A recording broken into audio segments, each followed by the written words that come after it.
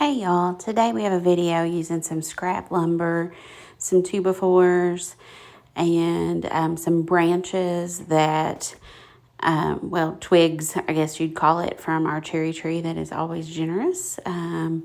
When a little bit of rain comes, it'll shed a few little twigs here and there. So grab those up. I'm going to paint these in some various colors, but I'm also going to lift that paint back off. So you'll see I'm going to use baby wipes to kind of turn it into a stain.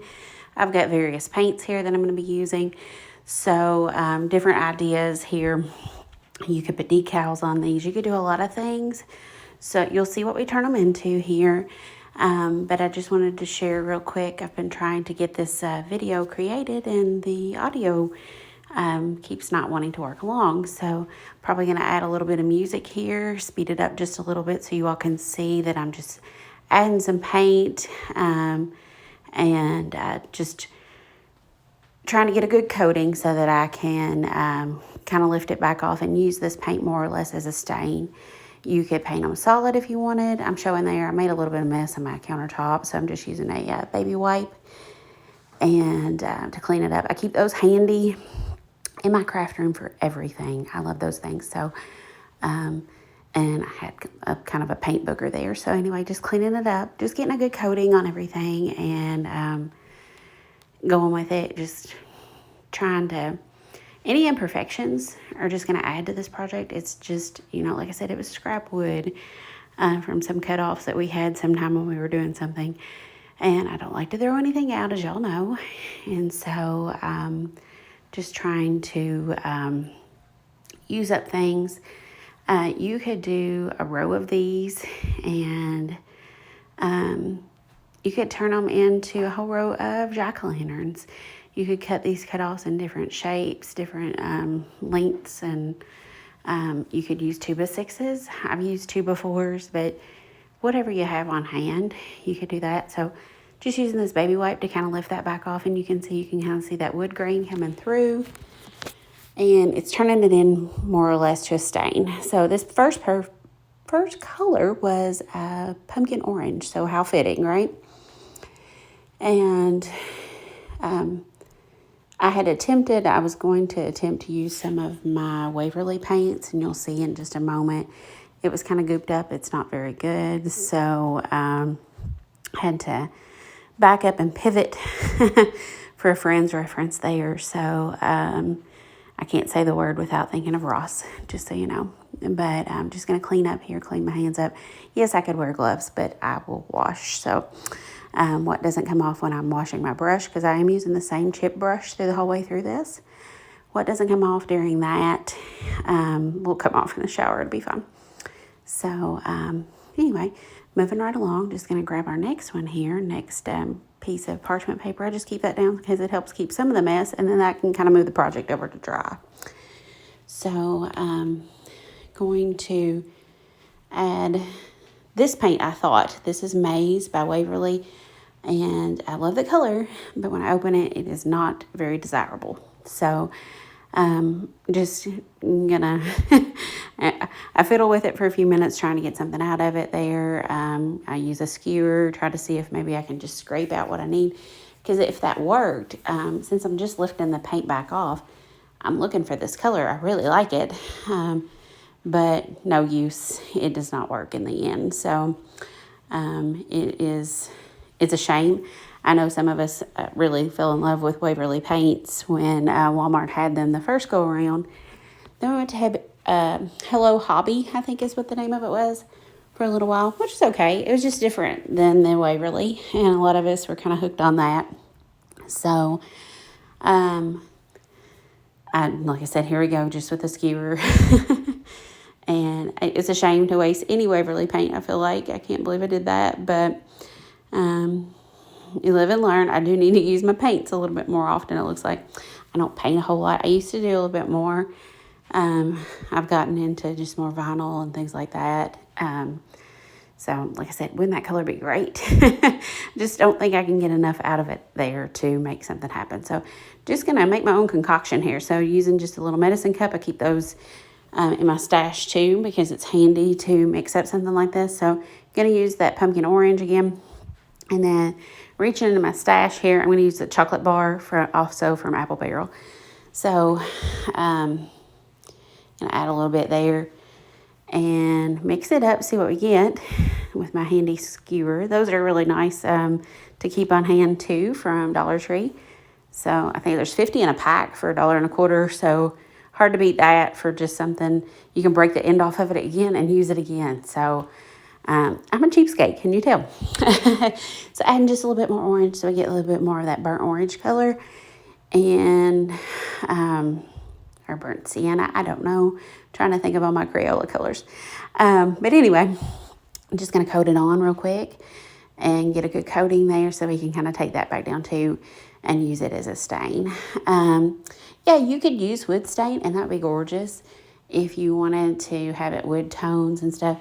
And you can even get the stains that are different colors, the vibrant different stains. But Apple Barrel paint is 57 cents or so at Walmart, and so that's hard to beat.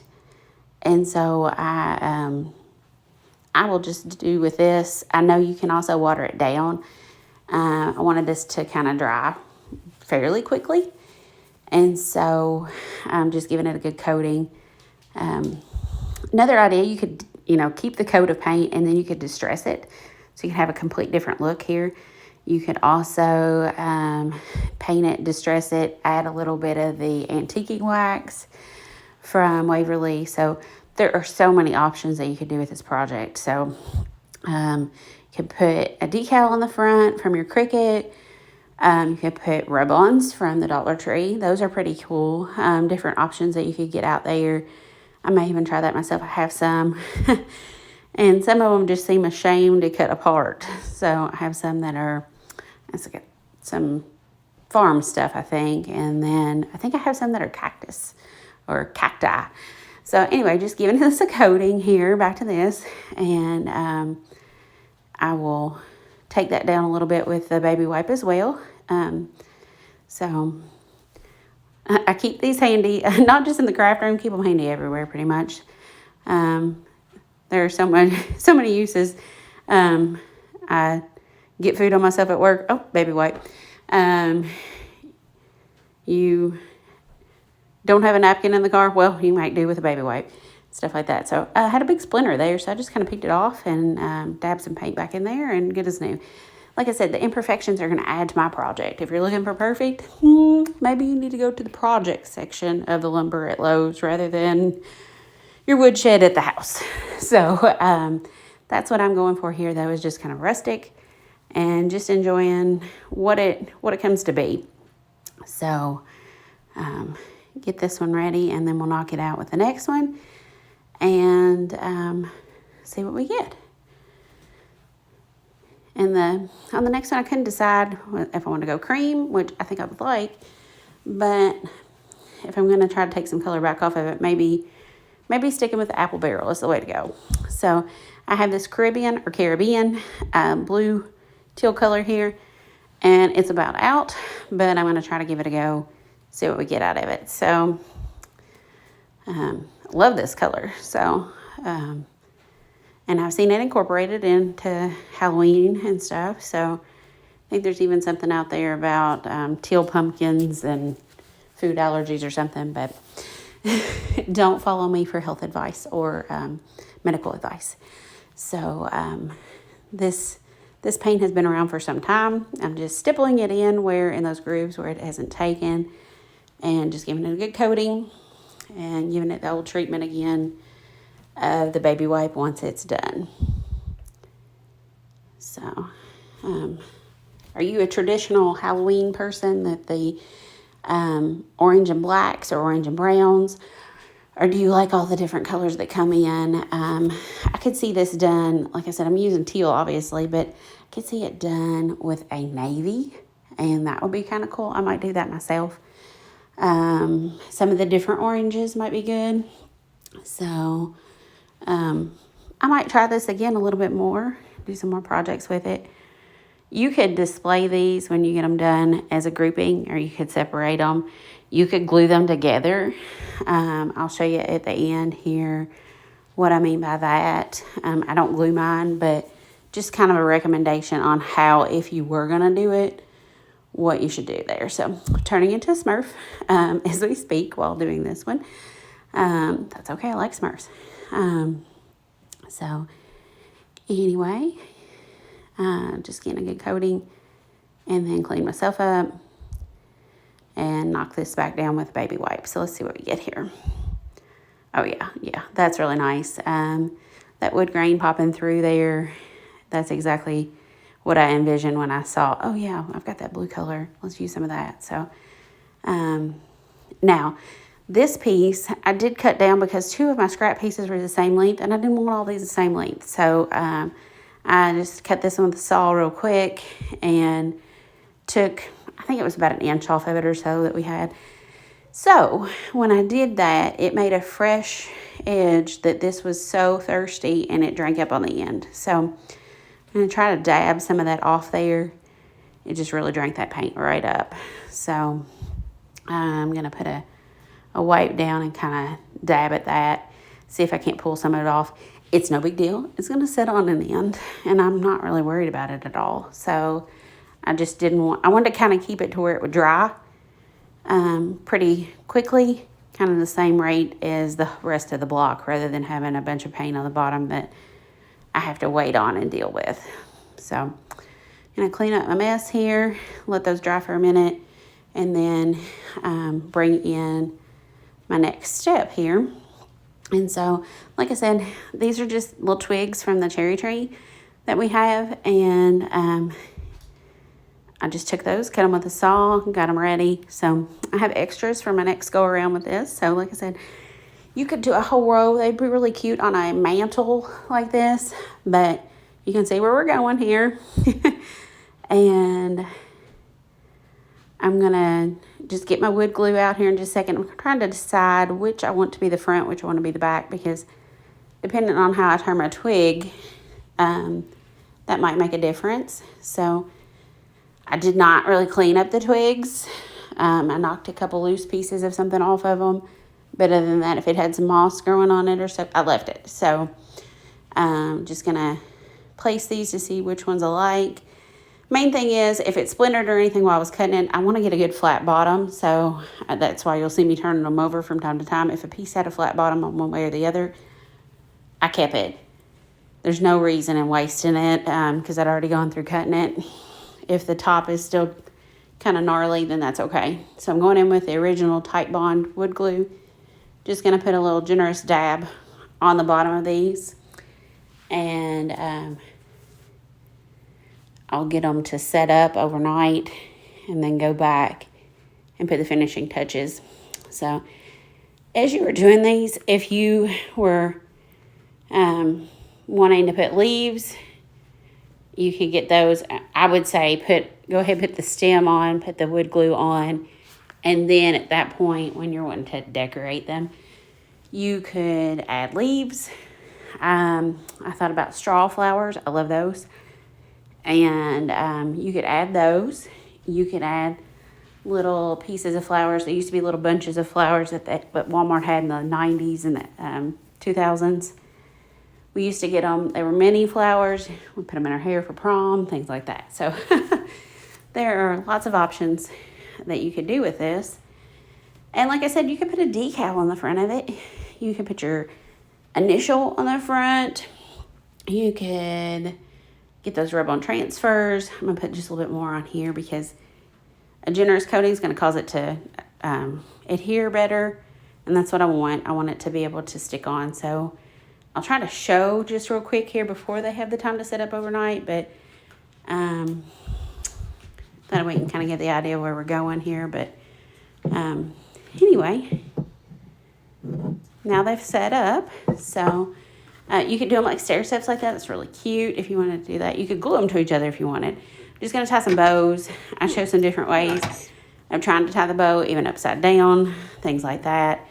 I'm just trying to get it to lay the way I want. But this is a rustic project.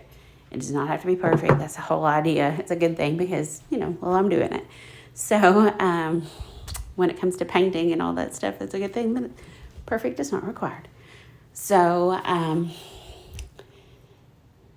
just gonna kind of fidget with them there and get them to lay somewhat normal. And then after that, they will be ready to be used. Oh, this is before they'd set up, my bad. So I'll try it again and just gonna attach those rows at that point. So I did try to push it and do one before I had glued. Now I'm actually gonna do the real thing. This is when they had dried, sorry about that. And I just cut 3 lengths of twine so they'd be relatively the same length in case I wanted them to look the same once I got done. I ended up cutting a little bit off the ends, but they were 22 inches long is what the length that I had chosen there. So just going to cut them, kind of tie them on and see where that leads me. So you could also put some Spanish moss up on top. That'd be cute. Trying to think of what else, if you had a piece of grapevine or if you had some of that kind of primitive wired berry garland, you could use that. That'd be cute on here. Trying to think if I have any of that in some of my stuff. I might go digging. I think I used the last that I had though, so haven't had some of that in some time.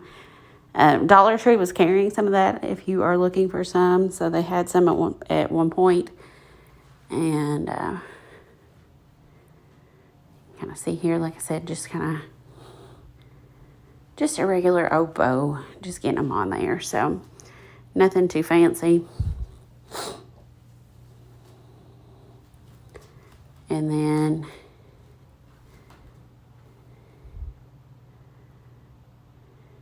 go for my Caribbean blue one and just tie that.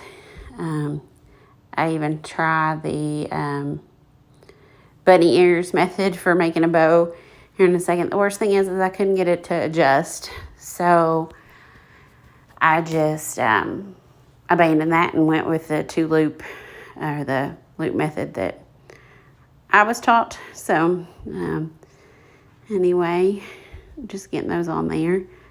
All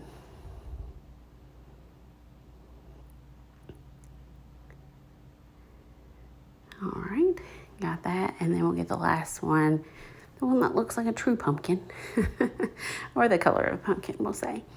But looking forward to all of the fall things. Already have baked some bread that made the house smell like fall, which was amazing. So the pumpkin patches and all that stuff, pumpkin spice everything. So looking for that, and just finishing up here. I'll show you all kind of, you could arrange them together here. Like I said, you could do stair steps, or you could kind of squish them together, have one in the front, or have 2 in the front, 1 in the back. And you could totally attach these to each other so they're not freestanding. So if you do that, you want to stand them up on a surface as you're going to do that, so that if you were laying them down, the chance are that you could have something that teeter-totters, so you don't want that. So just giving some fresh ends to this twine.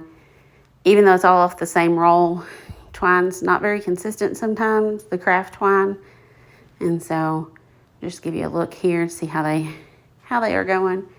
And then there they are. And like I said, you can arrange them as such, which I think is cute.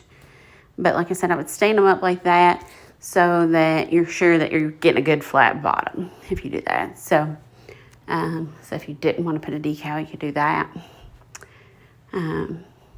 But I'll show you all some pictures here in a second, kind of how I staged them a little bit, and see what you all think. So I appreciate all of your all's time for watching. And if you stuck around to the end, please give me a pumpkin and the emojis at the bottom in the comments. Please leave me a comment. Please consider subscribing. And thank you so much for watching. I hope you have a great day.